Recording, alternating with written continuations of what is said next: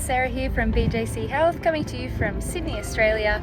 Thanks for showing an interest in one of our educational events. You're about to watch part one, so enjoy the event. If you've got any questions about the content, then please consider joining BJC Connect, where you can access all of our facilitators live.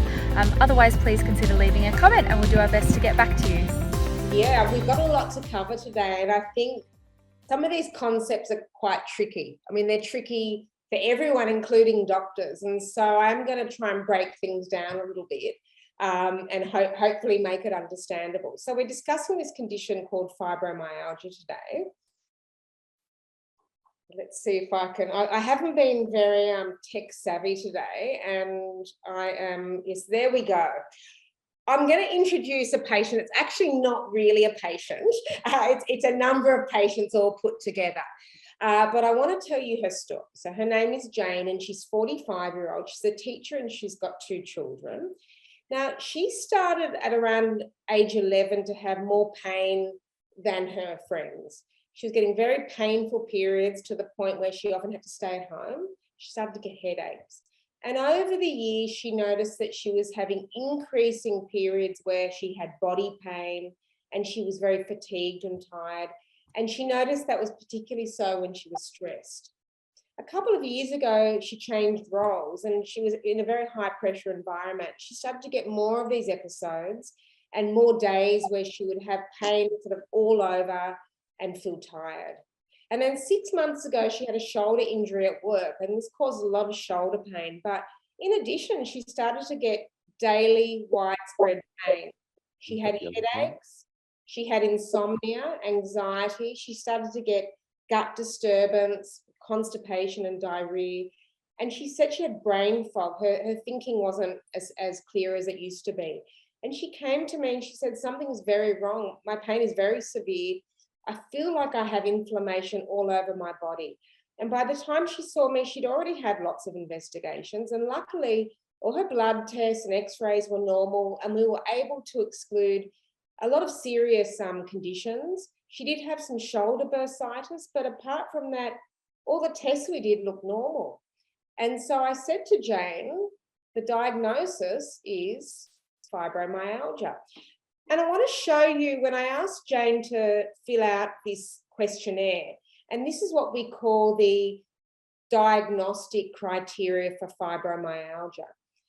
It's not really diagnostic, it just gives us a real idea of where people's pain is and how bad their symptoms are. And the kind of yellow stars are where she was feeling pain. And we can see that she was feeling pain over the last week in 15 places. So this is really debilitating. She ticked 15 places. When I asked her about her symptoms like fatigue and trouble remembering and waking up tired, she also had a very high score. Her score there was 11. And so when we look at this, this is very clear to me that the diagnosis is fibromyalgia.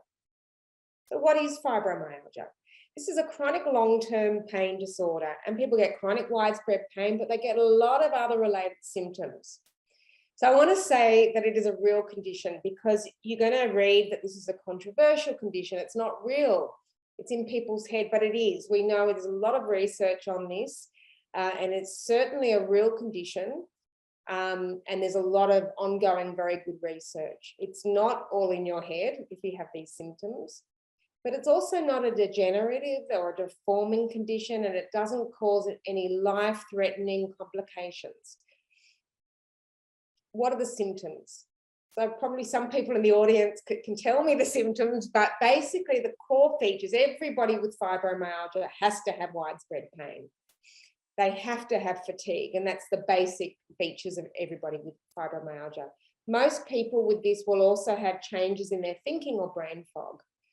So depression and other psychiatric symptoms are also very common. Somewhere up to 50% of people at diagnosis will have these symptoms. More than 50% of people will have all different types of headaches. People may describe pins and needles, digestive symptoms. They may call that irritable bowel syndrome. They often will have sleep problems, and some people will even have problems with a painful bladder. There are actually other symptoms as well, but they're the main ones. How common is it? It's actually very common. It's the most common cause of generalized musculoskeletal pain in women between 20 and 55. Of course, men also get this, but it is more common in women. So about roughly, we don't actually know the numbers, but somewhere like 2% of people by age 20 and 8% of people by 70. It's probably more than that.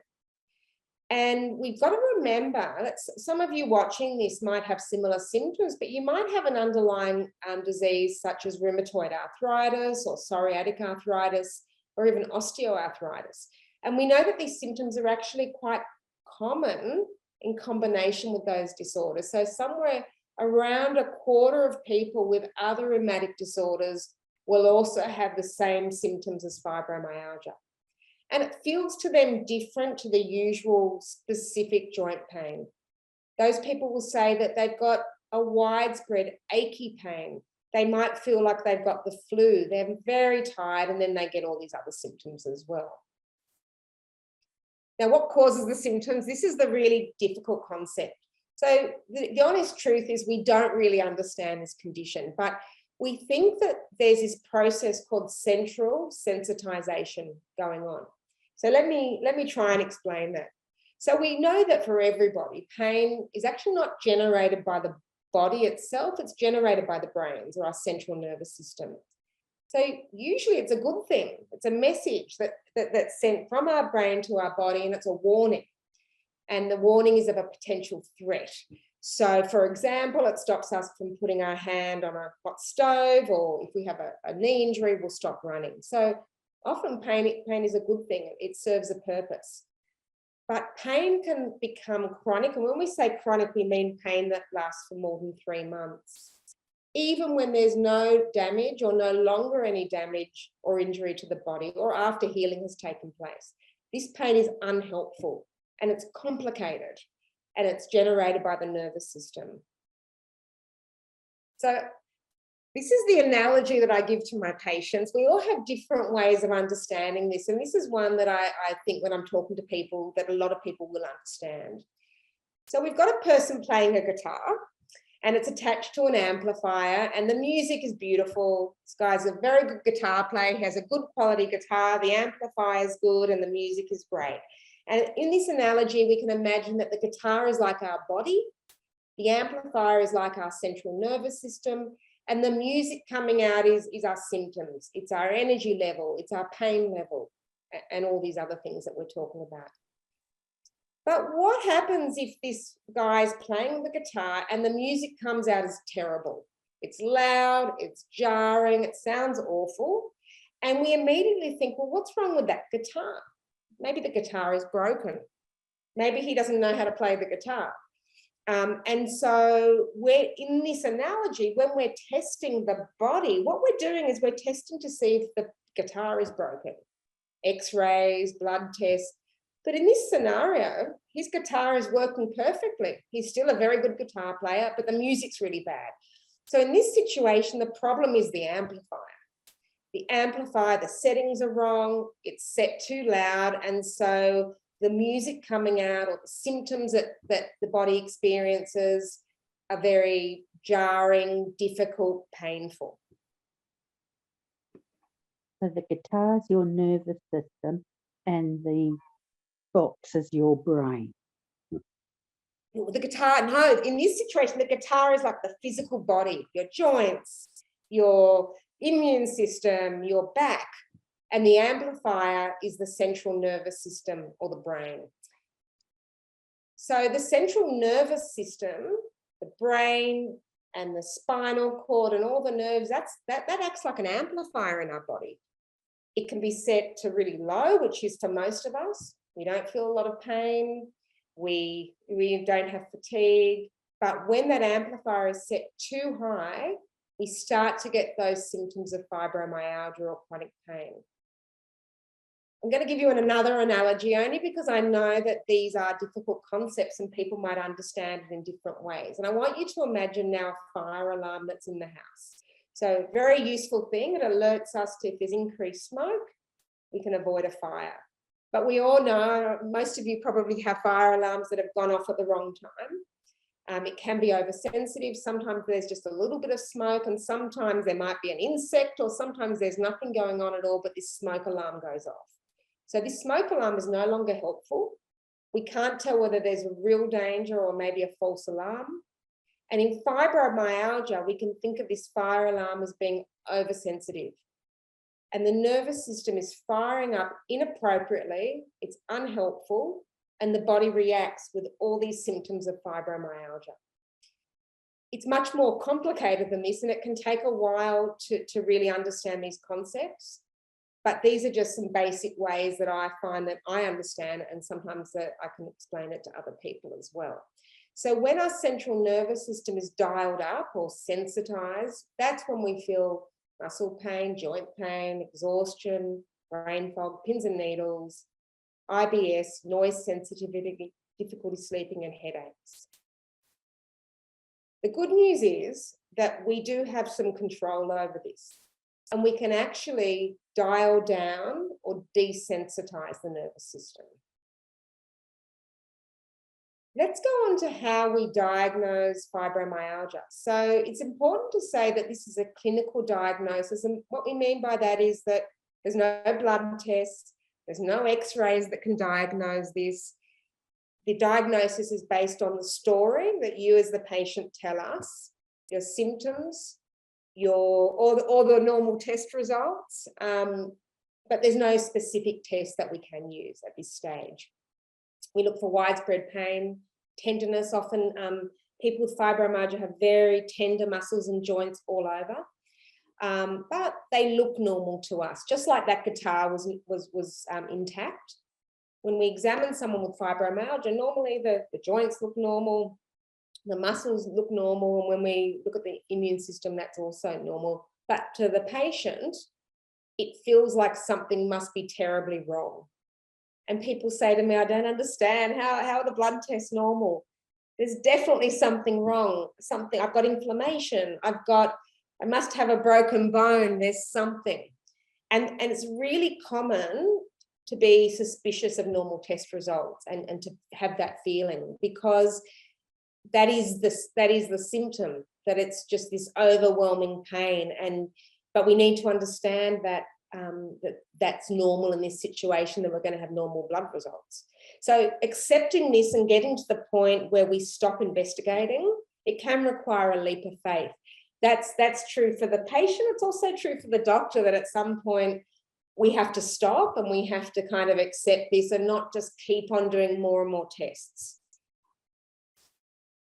So how do we manage fibromyalgia? So the idea is that we need to turn down the amplifier. We need to reduce the sensitivity of the central nervous system. We can learn to have some control over that amplifier. Can it be managed? So, I've had plenty of patients who've come to me and they've seen various different doctors or allied health professionals, and they've come in and they've said, I know I've got this diagnosis, fibromyalgia, and I've been told that there's nothing that can be done. Can't be cured, can't be fixed, there's no good treatment. And I really disagree with that. I think that we can manage this condition, and I think that Sarah will agree with me that we've had some really great results, haven't we, Sarah? Like we've had, with the kind of approach that we use, we get people often feeling better, not always, but often it is manageable, and people do get back to their normal level of function, and they do learn how to manage this condition. It does require a team approach, or what we call a multidisciplinary approach. And the patient has to be at the center of that. There's lots of other people that can be involved. We always want the GP to be involved. Some people may benefit from seeing a psychologist. Some people will see an exercise physiologist or physiotherapist. Some people, but not all, will need to see a rheumatologist. We need to understand that symptoms can fluctuate. So often people will find that they do learn to manage things and their symptoms improve, but then they may flare again, like after a major stress or illness. And so part of this management is getting ready for those flares. We know that if you have fibromyalgia, you're going to be vulnerable to having the symptoms again when things go wrong. So we really need to work out a way that kind of emergency management is kind of understood by everybody in the team. So it is good to have some sort of plan in how to deal with stress and flares. Ideally, we say to people, can you reduce the stress in your life? Can you avoid certain things? But the reality is that we live our life and there are stressors in our lives and it's impossible to completely avoid. But how do we manage that? And that's something that needs to be learned. So how can it be managed? Now, I'm going to just talk about the black lines, so education, medications, and treating other things. And I'm going to get Sarah to talk about what I think is probably the more important part of management of fibromyalgia. And we actually know that. So we have a lot of evidence. We've got a lot of very good research studies. We have a lot of what we call systematic reviews where people have even looked at multiple studies. And so we actually do have a fairly good idea of which things work and which things don't work. And so Sarah will talk about this more, but for example, we have very good evidence for exercise. Medications, yes, we use them and they can be helpful, but they're probably not quite as helpful as having the right exercise approach. Now, I can't remember, am I going to talk about medications first, Sarah? Yeah, why not? Why not? You go first and then I'll go into I'll go first. I did want to say something about education. I'm not sure, Sarah, if you're going to be covering that. You can start, we can both. So the concept is that actually education has been well studied. So it's not like a vague thing where we say, like with some other conditions, oh, you should learn about your condition because that's good to do.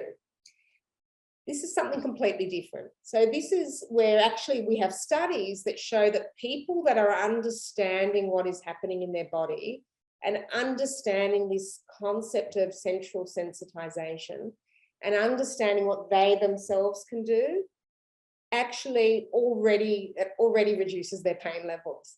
And there's been plenty of good studies that show that. So when I say to someone with fibromyalgia, the first step is actually learning about it, it's for a reason. It's because they actually can start the process of treatment.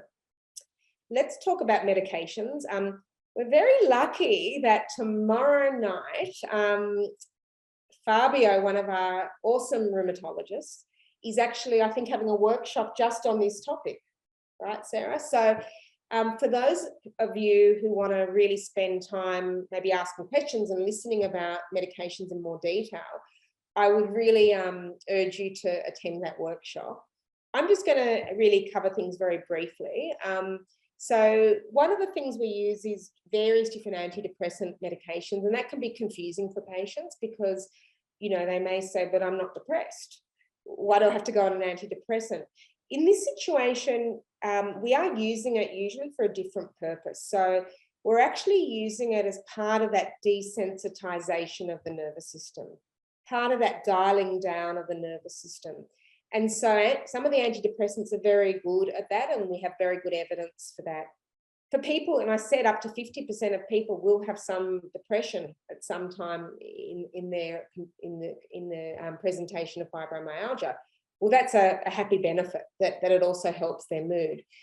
But if your GP or rheumatologist suggests that you go on one of these antidepressants, it doesn't necessarily mean they think you're depressed. It's actually used for a different purpose. We use some nerve tablets, and particularly you may have heard of Lyrica, pregabalin. Some people may have been on another drug called gabapentin. And there is a place for those drugs as well in some people.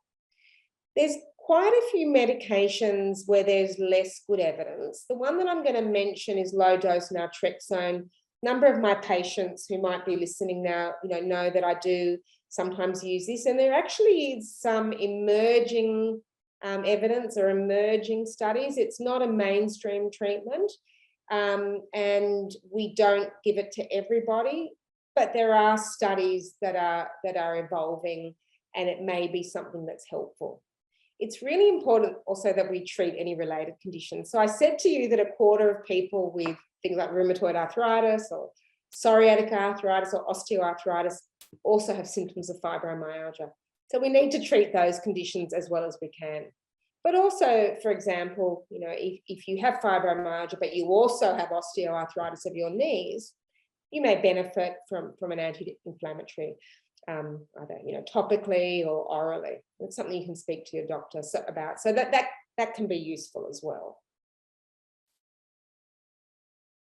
Over to you, Sarah. Thanks a lot. Yeah, so I guess and some of you I'm sure might have worked with an allied health professional before, or you might be thinking about it.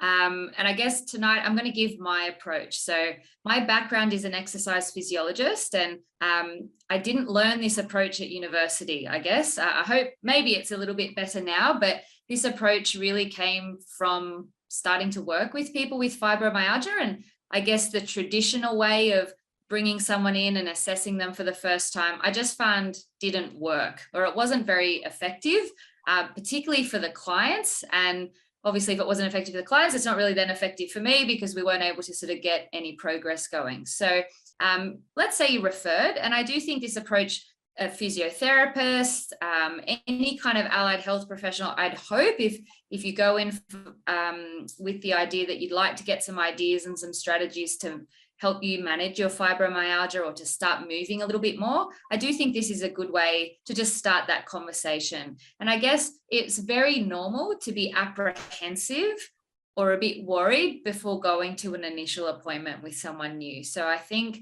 yeah, I want to make that clear that I guess over the years, I've just really tailored this approach, because I understand it might be quite scary, to be honest, to go see someone to talk about exercise, especially if you feel, yeah, you're in a lot of pain or you're not in good control of your symptoms at that point. So anywho, an initial assessment. So still we've got to meet the first time. So normally what I would try and go through is hopefully make the person comfortable, and then start the conversation to go, well, where do we actually want to go with this?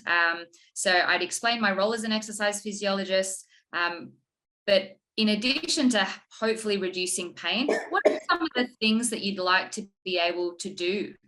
Or if you were in less pain, what are some of the things you'd like to be able to get back to doing? So it's really important that we have some direction that's specific to you, that's both meaningful and something that's a little more functional, instead of, well, I want to feel better. Absolutely. But what would that look like to you? So often that, yeah, coming up with those aims or those goals, that might take a little bit of time, especially if you've had symptoms for a long time. It might take a little while and a little bit of time to reflect before you've got some direction with where you'd like to go. But that is important, I think, to get clear between any practitioner and a client before, we venture further. Then I go to ask a lot of questions. So if it's someone that's seen Ilana or one of our other rheumatologists or other providers, hopefully I've got a bit of a head start and I can read some of those, read some of the client's history. But for my role, I still also need to have a really good understanding of where you're at right now. So yes, the history is important. Having that correct diagnosis is important. But before we start talking about movement and exercise, I really like to understand what your day-to-day looks like. So I ask a lot of questions about sleep. How is your sleep? What time do you try and go to sleep? What time do you wake up? Can you stay asleep all night? If not, how many times do you wake? Can you get back to sleep with ease? What are some of the things that you've tried? So again, it's very common for people with fibromyalgia to have sleep disturbance of some description. So for me to understand, that's really important. And again, just get that sense of where things are at the moment, or usually I say in the last couple of weeks. Then I really like to understand what a somewhat normal day might look like. So of course, understanding things might vary, but I like to know what you're eating, not just what, but how you go about eating. Do you wake and avoid eating? Do you feel too tired to prepare food for yourself? Do you have to prepare food for other people, perhaps that you live with or take care of? Do you do the shopping? Does other people help you with that? What are some of the movements you might already be doing? So I've definitely seen clients with fibromyalgia who are already in some kind of routine with exercise, which is great. So it's important I have a good understanding of that before I provide any further suggestions. I've labeled the next bit comings and goings. So again, it's important if you're doing pickups and drop-offs, if you're caring for elderly parents, if you've got a stressful job, if you've going through some life stress, all of those things again are important for anyone working with you, I think, to understand before again we start to suggest recommendations or ask you to start changing habits and behaviors, because that can be quite hard. And just finally, I like to get a good grasp of what your current tolerances are. So how long do you think you could walk for before you would feel really uncomfortable or would need to stop due to either pain or fatigue? Are you able to cook your own meals? Are you able to do the things around the house that you would like to do? And if not, I try and chisel down into the specifics. Can you vacuum one room? Can you vacuum the whole house? Can you do a load of washing? Can you do 3 loads of washing? So I really try and get some kind of objective markers as to how you're able to get about your day, taking into consideration all the activity that you might already be doing. And then once I've got that, then depending on the person, because the story will often give me quite a lot of good information, then I would like to look at some movement patterns. And so this, I found in my experience, really depends on the client in terms of how many objective tests and assessments I would do in that first time I'm meeting someone. Again, understanding they might be quite apprehensive. I think when I was a lot less experienced, I tested a lot of things, and that often would result in a flare, which obviously is not very helpful the first time you start meeting someone. So that takes a little bit of experience, but I still like to get a sense of, can someone bend forward? Can they turn? Are they able to raise their arms up above their head to get changed or to put bras on and off? Are you able to stand on one leg? Can you squat? Again, these are just some examples. Again, I would sort of tailor this depending on the person in front of me, but it would be important to get a bit of an idea so that then when we get to the point of recommendations, I can be a little bit more specific. So that's where we start, getting all that information. Ilana, you can go. So like Ilana mentioned, the good and bad news, I guess, is that regular exercise has been shown to be very helpful for those with fibromyalgia.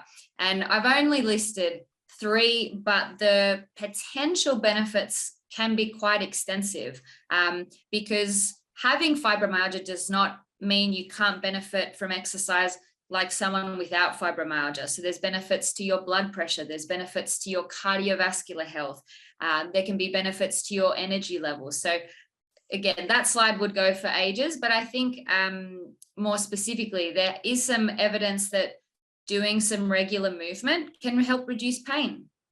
It can help reduce feelings of anxiety and depression, which can be present in people with fibromyalgia.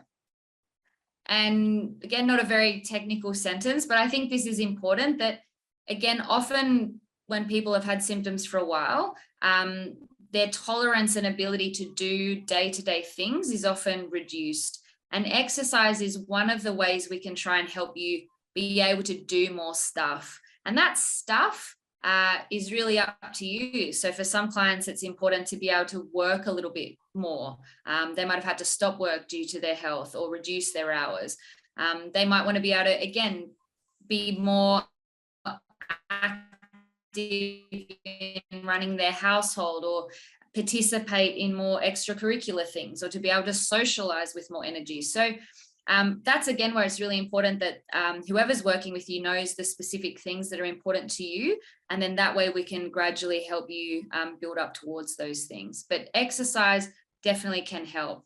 Now, and I'm happy to go into a bit more detail. It's always, I guess, difficult in these talks to know how much of the nitty-gritty people want to hear, but I can imagine something like, well, how much and where do I start and what type, and I do this type and I do that type, and just broadly. And a lot of it was helpful. We sort of went through some really updated evidence, and the more evidence that's coming out, I guess my broad take on it, that any movement is better than no movement to a certain extent.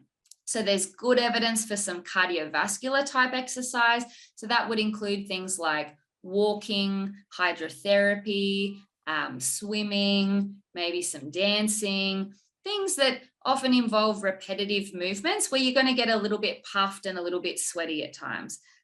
We'll go into the how much in a sec, but there's some great evidence of that cardiovascular type exercise. But there's also some good evidence for more, I guess, lower intensity exercise that's more like stretching, Tai Chi, chair yoga. So again, those have been found in studies to be quite helpful in both reducing some pain. Sometimes, again, it can have a positive impact on sleep. So that's very positive.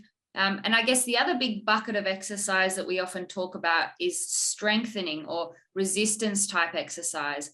And again, although, and it's not to say that you start all these at the same time and without, caution and some specific guidance, but strengthening exercise has also been shown to have some positive impact. So it seems the more evidence that's being, developed and done, all types of exercise have shown to be helpful to some extent.